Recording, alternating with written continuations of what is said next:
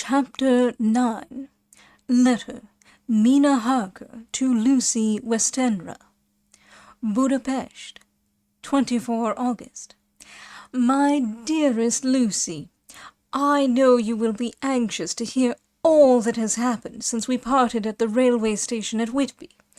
Well, my dear, I got to Hull all right, and caught the boat to Hamburg, and then the train on here. I feel that I can hardly recall anything of the journey, except that I knew I was coming to Jonathan, and that as I should have to do some nursing, I had better get all the sleep I could.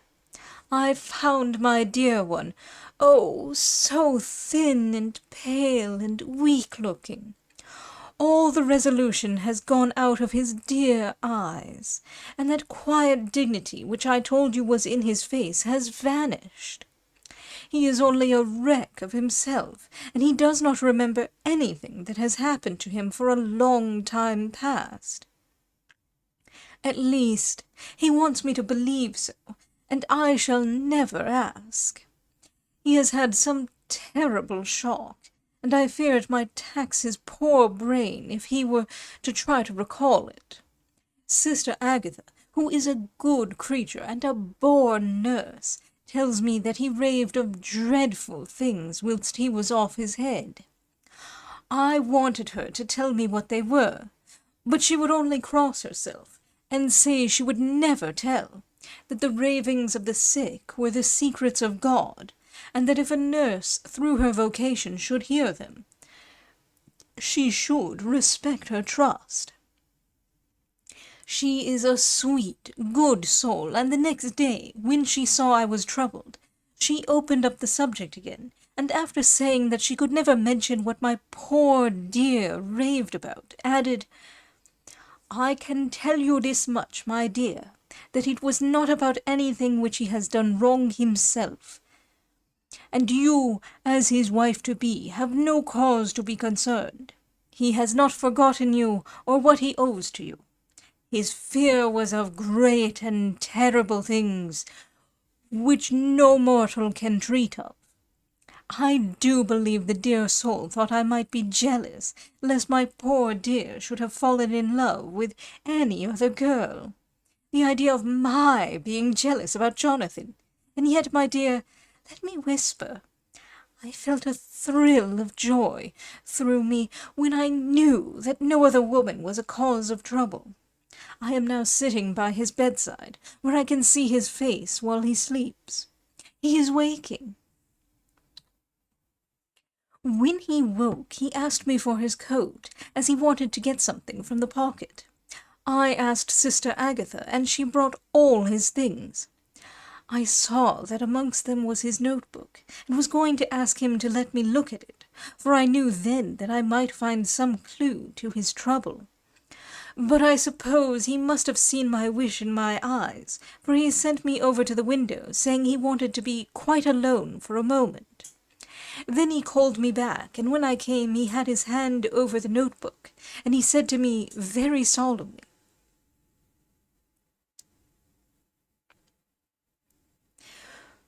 "Wilhelmina." I knew then that he was in deadly earnest, for he has never called me by that name since he asked me to marry him. "You know, dear, my ideas of the trust between husband and wife. There should be no secret, no concealment. I have had a great shock, and when I try to think of what it is, I feel my head spin round, and I do not know if it was all real or the dreaming of a madman. You know I have had brain fever, and that is to be mad. The secret is here, and I do not want to know it. I want to take up my life here, with our marriage. For, my dear, we had decided to be married as soon as the formalities are complete. Are you willing, Wilhelmina, to share my ignorance? Here is the book. Take it and keep it. Read it if you will, but never let me know, unless, indeed, some solemn duty should come upon me to go back to the bitter hours, asleep or awake, sane or mad, recorded here." He fell back exhausted, and I put the book under his pillow and kissed him. I have asked Sister Agatha to beg the Superior to let our wedding be this afternoon, and am waiting her reply. She has come and told me that the chaplain of the English Mission Church has been sent for. We are to be married in an hour, or as soon after as Jonathan awakes. Lucy, the time has come and gone. I feel very solemn, but very, very happy. Jonathan woke a little after the hour, and all was ready, and he sat up in bed, propped up with pillows. He answered his "I will" firmly and strongly. I could hardly speak. My heart was so full that even those words seemed to choke me. The dear sisters were so kind. Please God, I shall never, never forget them, nor the grave and sweet responsibilities I have taken upon me. I must tell you of my wedding present. When the chaplain and the sisters had left me alone with my husband, oh, Lucy, it is the first time I have written the words, my husband. Left me alone with my husband, I took the book from under his pillow and wrapped it up in white paper and tied it with a little bit of pale blue ribbon which was round my neck, and sealed it over the knot with sealing wax, and for my seal I used my wedding ring. Then I kissed it and showed it to my husband, and told him that I would keep it so, and then it would be an outward sign, and then it would be an outward and visible sign for us all our lives that we trusted each other, that I would never open it unless it were for his own dear sake, or for the sake of some stern duty. Then he took my hand in his, and, oh, Lucy, it was the first time he took his wife's hand, and said that it was the dearest thing in all the wide world, and that he would go through all the past again to win it, if need be. The poor dear meant to have said a part of the past, but he cannot think of time yet, and I shall not wonder if at first he mixes up not only the month, but the year.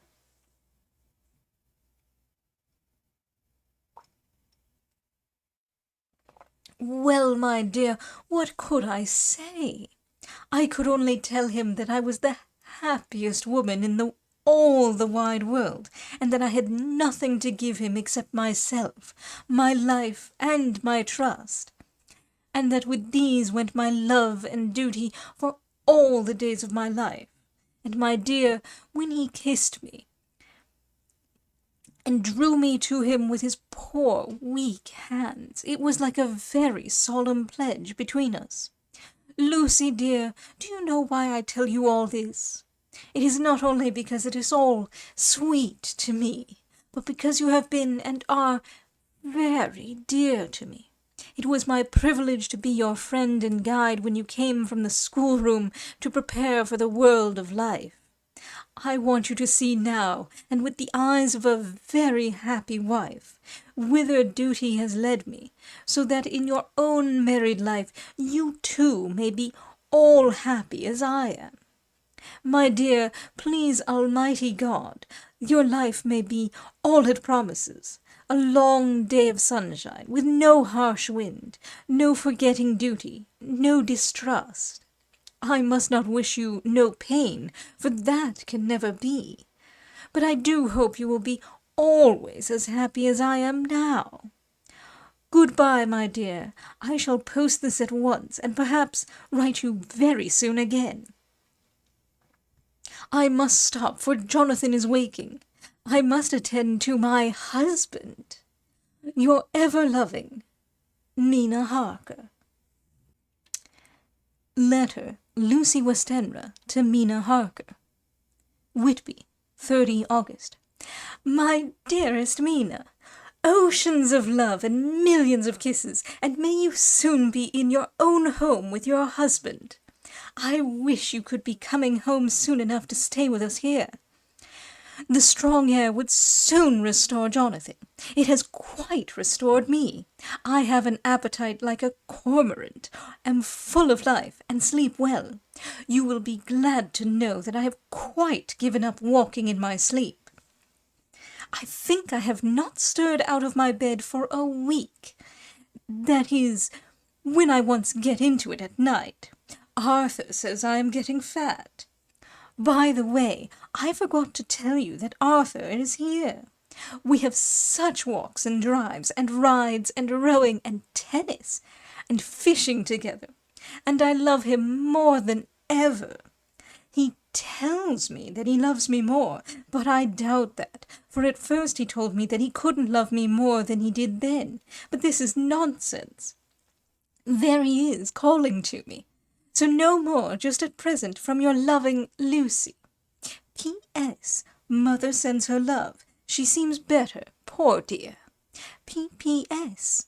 We are to be married on 28 September.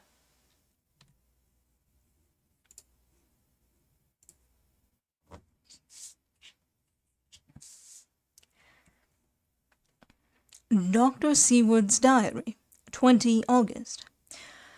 The case of Renfield grows even more interesting. He has now so far quieted that there are spells of cessation from his passion. For the first week after his attack he was perpetually violent.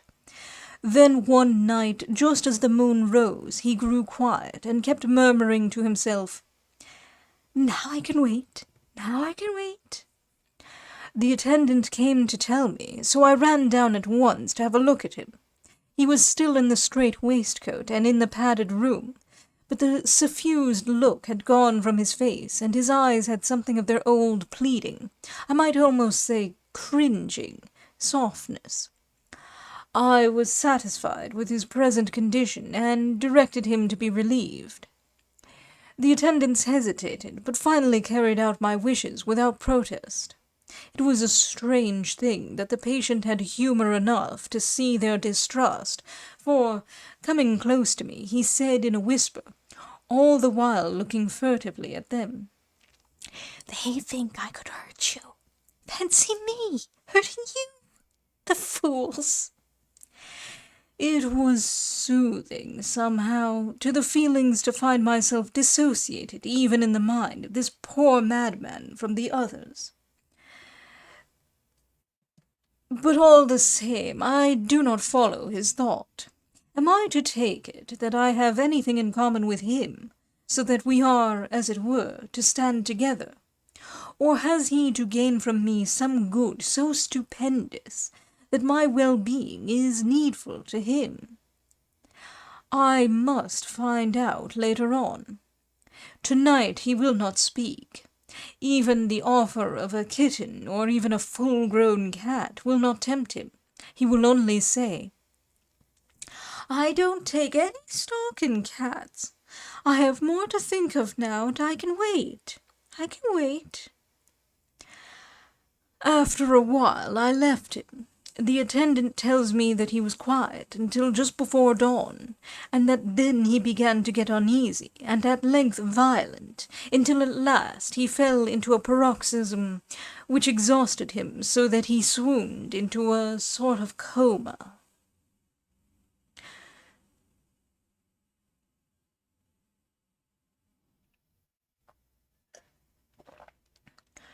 "3 nights has the same thing happened. Violent all day, then quiet from moonrise to sunrise. I wish I could get some clue to the cause. It would almost seem as if there was some influence which came and went. Happy thought! We shall tonight play sane wits against mad ones. He escaped before without our help. Tonight he shall escape with it. We shall give him a chance, and have the men ready to follow in case they are required." 23 August. The unexpected always happens. How well Disraeli knew life! Our bird, when he found the cage open, would not fly, so all our subtle arrangements were for naught. At any rate, we have proved one thing, that the spells of quietness last a reasonable time. We shall in future be able to ease his bonds for a few hours each day. I have given orders to the night attendant merely to shut him in the padded room, when once he is quiet, until an hour before sunrise. The poor soul's body will enjoy the relief, even if his mind cannot appreciate it. Hark! The unexpected again. I am called. The patient has once more escaped. Later, another night adventure. Renfield artfully waited until the attendant was entering the room to inspect. Then he dashed out past him and flew down the passage. I sent word for the attendants to follow. Again he went into the grounds of the deserted house, and we found him in the same place, pressed against the old chapel door. When he saw me, he became furious, and had not the attendants seized him in time, he would have tried to kill me. As we were holding him, a strange thing happened. He suddenly redoubled his efforts, and then as suddenly grew calm. I looked round instinctively, but could see nothing. Then I caught the patient's eye and followed it, but could trace nothing as it looked into the moonlit sky except a big bat, which was flapping its silent and ghostly way to the west. Bats usually wheel and flit about, but this one seemed to go straight on, as if it knew where it was bound for, or had some intention of its own. The patient grew calmer every instant, and presently said, "You needn't tie me. I shall go quietly." Without trouble we came back to the house. I feel there is something ominous in his calm, and shall not forget this night. Lucy Westenra's Diary. Hillingham, 24 August. I must imitate Mina and keep writing things down. Then we can have long talks when we do meet. I wonder when it will be. I wish she were with me again, for I feel so unhappy. Last night I seemed to be dreaming again, just as I was at Whitby. Perhaps it is the change of air, or getting home again. It is all dark and horrid to me, for I can remember nothing. But I am full of vague fear, and I feel so weak and worn out. When Arthur came to lunch, he looked quite grieved when he saw me, and I hadn't the spirit to try to be cheerful. I wonder if I could sleep in Mother's room tonight. I shall make an excuse and try.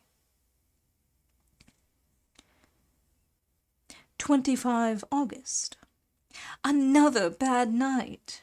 Mother did not seem to take to my proposal. She seems not too well herself, and doubtless she fears to worry me. I tried to keep awake, and succeeded for a while. But when the clock struck 12, it waked me from a doze, so I must have been falling asleep. There was a sort of scratching or flapping at the window, but I did not mind it, and as I remember no more, I suppose I must then have fallen asleep. More bad dreams. I wish I could remember them. This morning I am horribly weak. My face is ghastly pale, and my throat pains me. It must be something wrong with my lungs, for I don't seem ever to get air enough. I shall try to cheer up when Arthur comes, or else I know he will be miserable to see me so. Letter. Arthur Holmwood to Dr. Seward. Albemarle Hotel, 31 August. My dear Jack, I want you to do me a favor. Lucy is ill. That is, she has no special disease, but she looks awful, and is getting worse every day. I have asked her if there is any cause. I do not dare to ask her mother, for to disturb the poor lady's mind about her daughter in her present state of health would be fatal. Mrs. Westenra has confided to me that her doom is spoken, disease of the heart, though poor Lucy does not know it yet. I am sure that there is something preying on my dear girl's mind. I am almost distracted when I think of her. To look at her gives me a pang. I told her I should ask you to see her, and though she demurred at first, I know why, old fellow, she finally consented. It will be a painful task for you, I know, old friend, but it is for her sake, and I must not hesitate to ask, or you to act.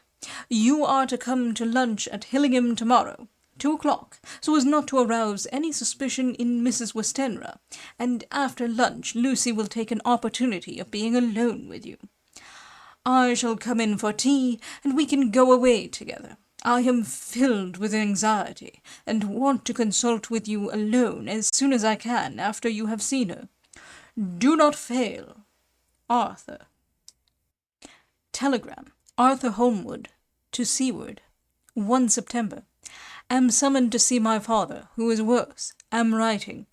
Write me fully by tonight's post to ring. Wire me if necessary. Letter from Dr. Seward to Arthur Holmwood. 2nd September. My dear old fellow, with regard to Miss Westenra's health, I hasten to let you know at once that in my opinion there is not any functional disturbance or any malady that I know of. At the same time, I am not by any means satisfied with her appearance. She is woefully different from what she was when I saw her last. Of course, you must bear in mind that I did not have full opportunity of examination, such as I should wish. Our very friendship makes a little difficulty, which not even medical science or custom can bridge over. I had better tell you exactly what happened, leaving you to draw, in a measure, your own conclusions. I shall then say what I have done and propose doing. I found Miss Westenra in seemingly gay spirits. Her mother was present, and in a few seconds I made up my mind that she was trying all she knew to mislead her mother and prevent her from being anxious. I have no doubt she guesses, if she does not know, what need of caution there is. We lunched alone, and as we all exerted ourselves to be cheerful, we got, as some kind of reward for our labours, some real cheerfulness amongst us. Then Mrs. Westenra went to lie down, and Lucy was left with me. We went into her boudoir, and till we got there her gaiety remained, for the servants were coming and going. As soon as the door was closed, however, the mask fell from her face, and she sank down into a chair with a great sigh, and hid her eyes with her hand. When I saw that her high spirits had failed, I at once took advantage of her reaction to make a diagnosis. She said to me, very sweetly, "I cannot tell you how I loathe talking about myself." I reminded her that a doctor's confidence was sacred, but that you were grievously anxious about her. She caught on to my meaning at once, and settled that matter in a word. "Tell Arthur everything you choose. I do not care for myself, but all for him. So I am quite free. I could easily see that she is somewhat bloodless, but I could not see the usual anemic signs, and by a chance I was actually able to test the quality of her blood, for in opening a window which was stiff, a cord gave way, and she cut her hand slightly with broken glass. It was a slight matter in itself, but it gave me an evident chance, and I secured a few drops of the blood and have analyzed them.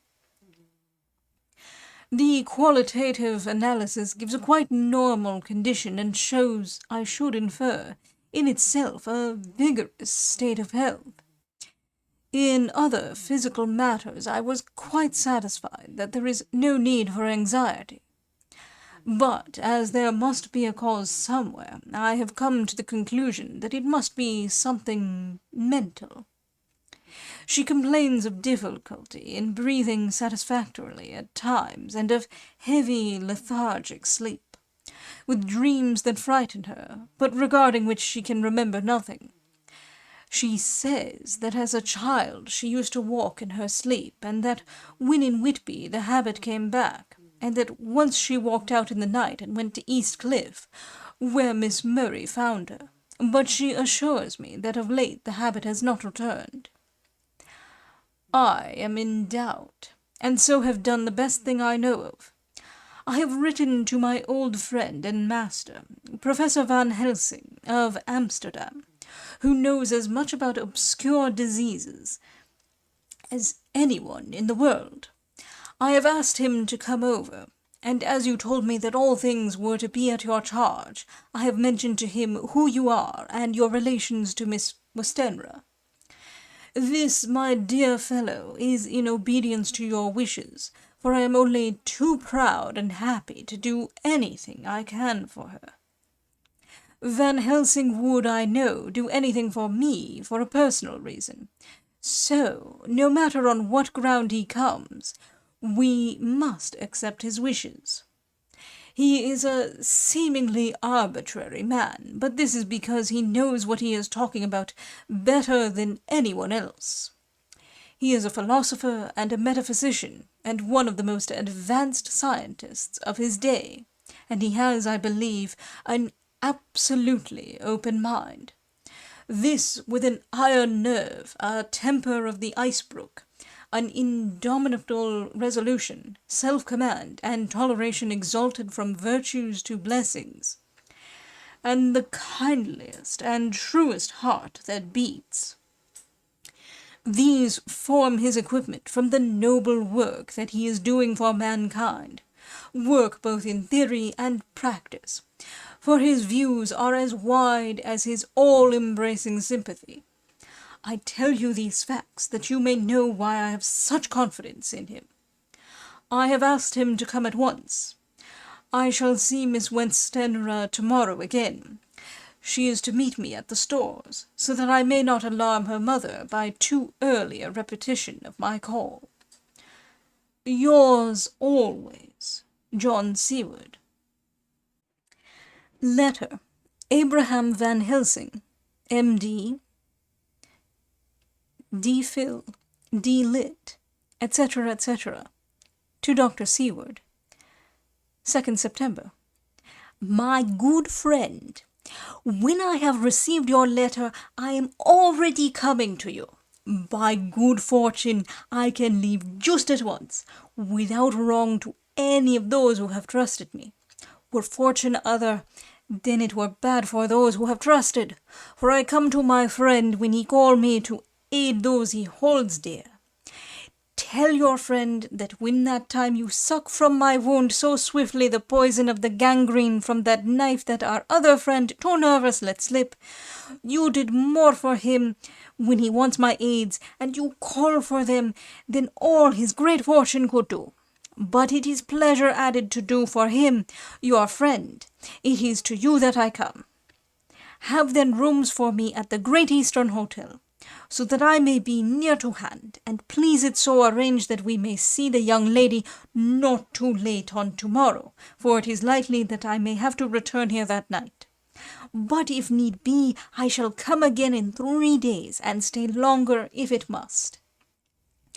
Till then, goodbye, my friend John. Van Helsing. Letter. Dr. Seward to Honourable Arthur Holmwood. 3rd September.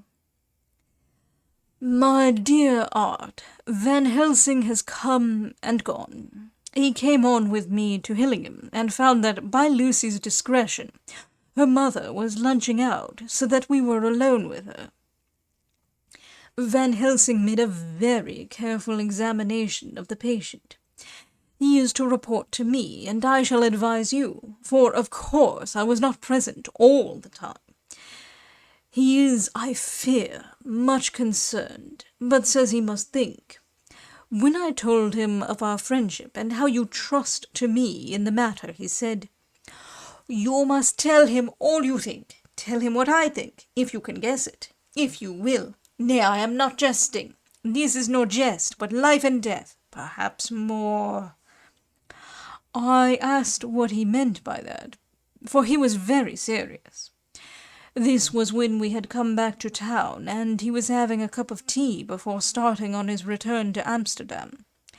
He would not give me any further clue. You must not be angry with me, Art, because his very reticence means that all his brains are working for her good.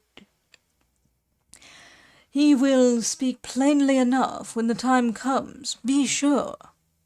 So I told him I would simply write an account of our visit, just as if I were doing a descriptive special article for the Daily Telegraph. He seemed not to notice, but remarked that the smuts in London were not quite so bad as they used to be when he was a student here. I am to get his report tomorrow, if he can possibly make it. In any case, I am to have a letter. Well, as to the visit, Lucy was more cheerful than on the day I first saw her, and certainly looked better. She had lost something of the ghastly look that so upset you, and her breathing was normal.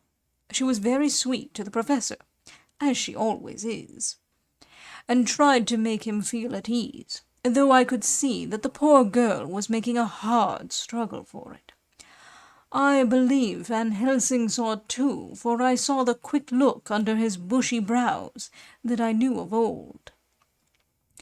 Then he began to chat of all things except ourselves and diseases, and with such an infinite geniality that I could see poor Lucy's pretence of animation merge into reality.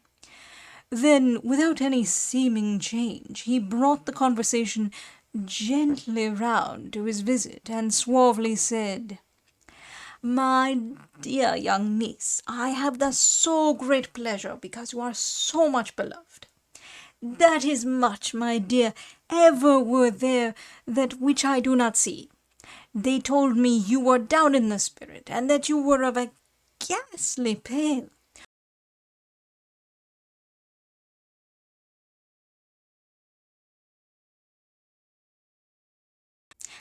To them I say, poof!"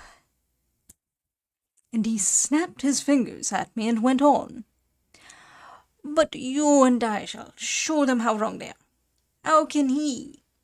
And he pointed at me with the same look and gesture as that with which once he pointed me out to his class, or on, or rather after, a particular occasion which he never fails to remind me of. Know anything about young ladies? He has his madmans to play with, and to bring them back to happiness, and to those that love them. It is much to do, and oh, but there are rewards, in that we can bestow such happiness. But the young ladies, he has no wife nor daughter, and the young do not tell themselves to the young, but to the old, like me, who have known so many sorrows, and the causes of them.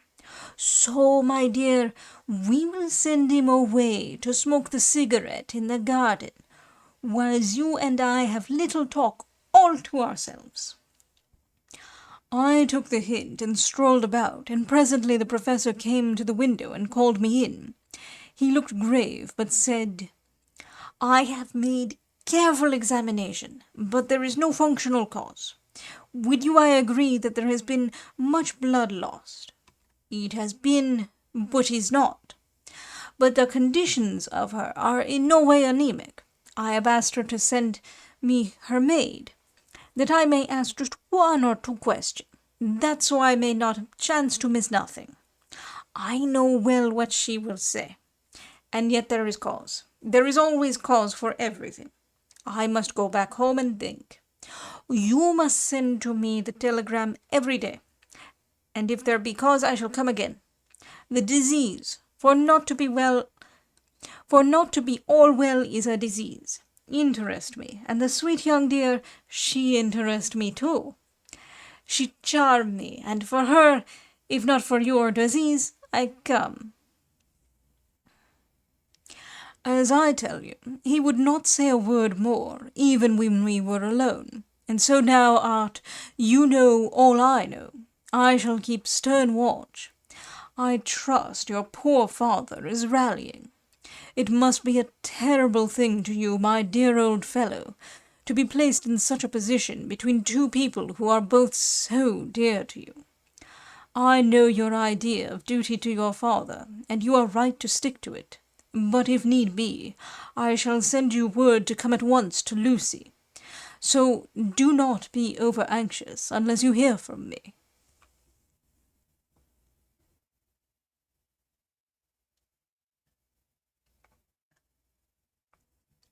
Dr. Seward's Diary, 4th September.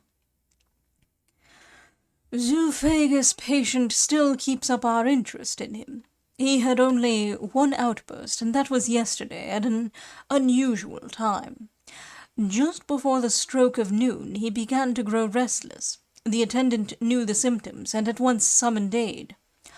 Fortunately, the men came at a run, and were just in time, for at the stroke of noon he became so violent that it took all their strength to hold him. In about 5 minutes, however, he began to get more and more quiet, and finally sank into a sort of melancholy, in which state he has remained up to now. The attendant tells me that his screams whilst in the paroxysm were really appalling. I found my hands full when I got in, attending to some of the other patients who were frightened by him. Indeed, I can quite understand the effect, for the sounds disturbed even me, though I was some distance away. It is now after the dinner hour of the asylum, and as yet my patient sits in a corner brooding, with a dull, sullen, woe-begone look in his face, which seems rather to indicate than to show something directly. I cannot understand it.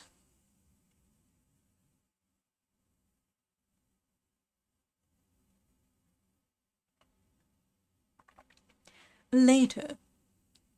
Another change in my patient. At 5 o'clock I looked in on him, and found him seemingly as happy and contented as he used to be. He was catching flies and eating them, and was keeping note of his capture by making nail marks on the edge of the door between the ridges of padding. When he saw me, he came over, and apologized for his bad conduct, and asked me in a very humble, cringing way to be led back to his own room, and to have his notebook again. I thought it well to humour him, so he is back in his room with the window open. He has the sugar of his tea spread out on the window-sill, and is reaping quite a harvest of flies. He is not now eating them, but putting them into a box, as of old, and is already examining the corners of his room to find a spider. I tried to get him to talk about the past few days, for any clue to his thoughts.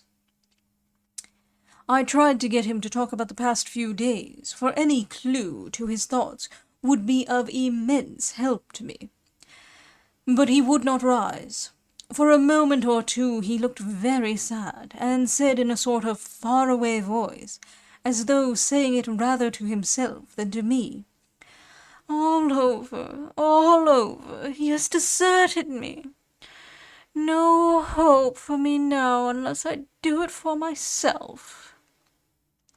Then suddenly turning to me in a resolute way, he said, "Doctor, won't you be very good to me, and let me have a little more sugar?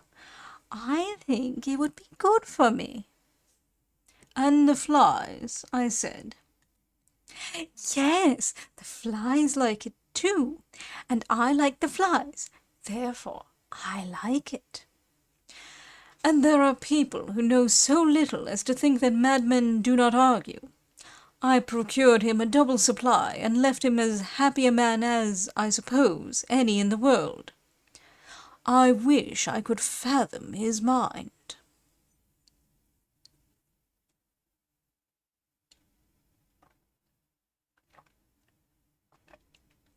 Midnight. Another change in him.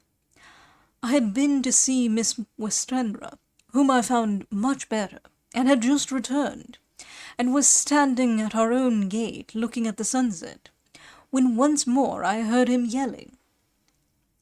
As his room is on this side of the house, I could hear it better than in the morning. It was a shock to me to turn from the wonderful smoky beauty of a sunset over London, with its lurid lights and inky shadows and all the marvellous tints that come on foul clouds even as on foul water, and to realize all the grim sternness of my own cold stone building, with its wealth of breathing misery, and my own desolate heart to endure it all. I reached him just as the sun was going down, and from his window saw the red disk sink. As it sank, he became less and less frenzied, and just as it dipped, he slid from the hands that held him, an inert mass, on the floor. It is wonderful, however, what intellectual recuperative power lunatics have, for within a few minutes he stood up quite calmly and looked around him. I signalled to the attendants not to hold him, for I was anxious to see what he would do. He went straight over to the window and brushed out the crumbs of sugar. Then he took his fly-box and emptied it outside, and threw away the box. Then he shut the window, and, crossing over, sat down on his bed. All this surprised me, so I asked him, "Are you not going to keep flies any more?" "No," said he. "I am sick of all that rubbish." He certainly is a wonderfully interesting study. I wish I could get some glimpse of his mind, or of the cause of his sudden passion. Stop. There may be a clue, after all, if we can find why today his paroxysms came on at high noon and at sunset. Can it be that there is a malign influence of the sun at periods which affects certain natures, as at times the moon does others? We shall see. Telegram, Seward, London, to Van Helsing, Amsterdam. 4 September. Patient still better today. Telegram, Seward, London, to Van Helsing, Amsterdam. 5 September. Patient greatly improved, good appetite, sleeps naturally, good spirits, colour coming back. Telegram, Seward, London, to Van Helsing, Amsterdam. 6 September. Terrible change for the worse. Come at once. Do not lose an hour. I hold over telegram to Holmwood till have seen you.